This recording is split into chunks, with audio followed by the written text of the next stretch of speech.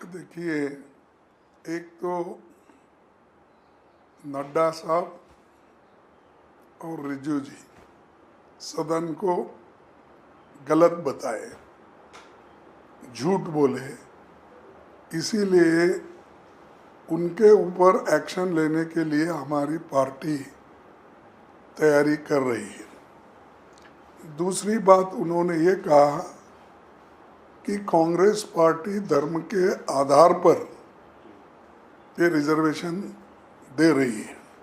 ये सरासर झूठ है। धर्म के आधार पर तो बीजेपी कानून बना रही है। हम कभी धर्म के आधार पर कोई रिजर्वेशन कॉन्स्टिट्यूंट असेंबली के मेंबर भी नहीं दिए, और जो ड्राफ्टिंग कमेटी के चेयरमैन और बाबा साहब अम्बेडकर ने भी यह कहा भी नहीं कहा।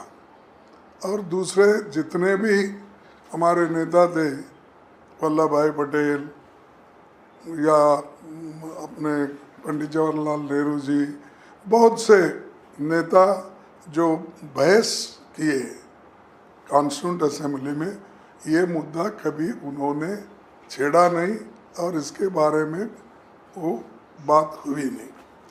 लेकिन ये खामोखा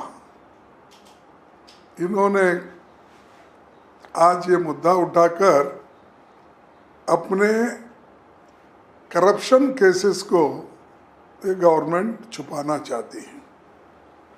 ये जो जुडिशरी में बहुत बड़ा करप्शन हुआ, और इससे पहले भी जो सरकार में बहुत से करप्शन हो गए, ये मुद्दे अपोजिशन पार्टी उठाना नहीं, इसीलिए उन्होंने ये आधार समझ के उन्होंने कि मुसलमानों को रिजर्वेशन दे रहे, फलाना दे रहे। ये हमारे कांग्रेस पार्टी में या इससे पहले चाहे कोई भी पार्टी हो कर्नाटक में, या कांग्रेस हो या बीजेपी हो या जेडीएस हो या जेडीयू हो, इन्होंने सब मिलके उस वक्त के रिजर्वेशन को एक्सेप्ट किया। जो रिजर्वेशन 94 में शुरू हुआ, तब से लेकर अब तक वो रिजर्वेशन है। और उसके लिए ये एस.एम. कृष्णा के ज़माने में भी था, मोइली के ज़माने में था, फिर उससे पहले देवेगौड़ा के ज़माने में भी था, फिर उसी साथ जो जे.एच. पटेल थे, और उसके बाद में फिर जितने भी अपने बीजेपी के भी नेता लोग जो थे, येडियुरप्पा था और शेट्टार था और सदानंद गौड़ा थे, ये सब ने वैसा ही कंटिन्यू करे। और कुमार स्वामी के ज़माने में भी कंटिन्यू रहा, धर्म सिंह जी के ज़माने में भी कंटिन्यू रहा, और अब तक वो कंटिन्यू है। लेकिन उनको क्या दर्द है? तो एक दर्द है उनको, जो कर्नाटक में गारंटी सक्सेसफुल हो रहे हैं। हमारी 5 गारंटियां जो है जनता तक पहुंच रही है और जनता तक जा रही है, इसीलिए वो बड़े दुखी है कि ये कांग्रेस की पॉपुलैरिटी इस ढंग से बढ़ रही है। और चौथा ये है कि मुसलमानों को पहले भी कोई अलग नहीं दिया रिजर्वेशन, आज भी कोई अलग नहीं दिया। जो मोदी जी ने अपने वक्त अपने स्टेट में उन्होंने मुसलमानों को ओबीसी में डाला था, और जो ओबीसी को जो भी सहूलतें मिलना चाहिए वो वहाँ के चंद मुसलमानों को भी मिल रहा है।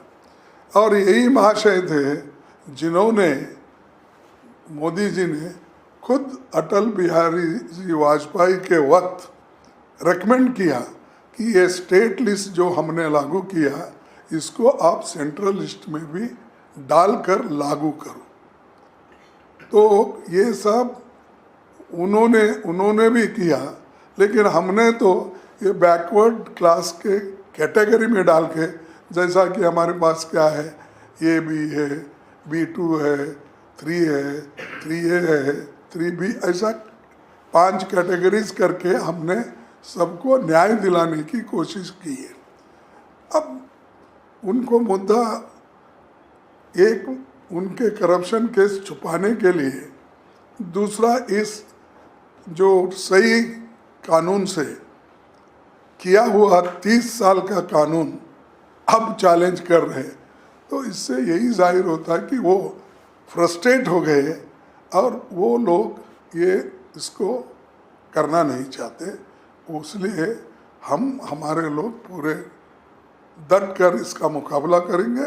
हमने संविधान कांग्रेस ने रचाया है, कांग्रेस इसको हिफाजत करेंगे, लड़ते रहेंगे। कोई भी अगर इस संविधान के खिलाफ अगर कोई कहता है तो कांग्रेस चुप बैठने वाली नहीं है।